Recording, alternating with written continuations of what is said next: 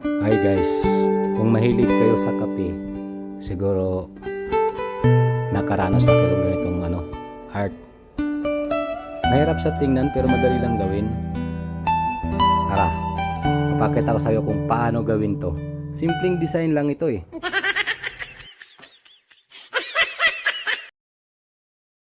Ito yung design na sinasabi nilang latte art swan. Swan yan. Kumbaga sa atin, pato or pabo, nasa dagat, bibi pala. So, tara, samahan niyo ako. Gagawin natin yan. Unang attempt natin, gagawa muna tayo ng espresso.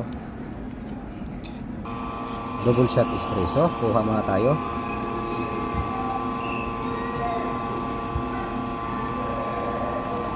Tapos, mag-i-steam tayo ng milk.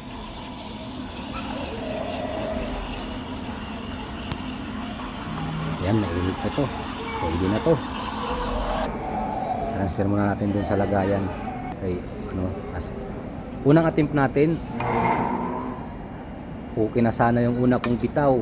Pangalawa, okay na. Kaso pag papunta dun sa kabila, naubusan man ng gatas. Palpak sa unang attempt.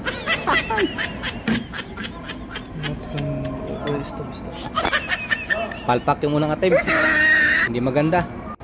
So subok tayo pangalawang attempt ulit. Okay na yun, oh. Ito okay na to. Okay, kaso may customer man. Wala rin. Palpak din ang pangalawang attempt. Ano yan, swan naging bulaklak. Ay! Kaya ang isa naman ng ating attempt, yung isa nating kasama, siya daw ang attempt, hindi na kinakuha eh.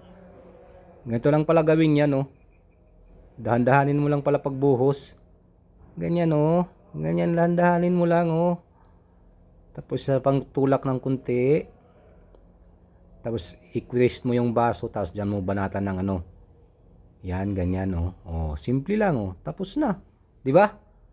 Sana nagustuhan niyo.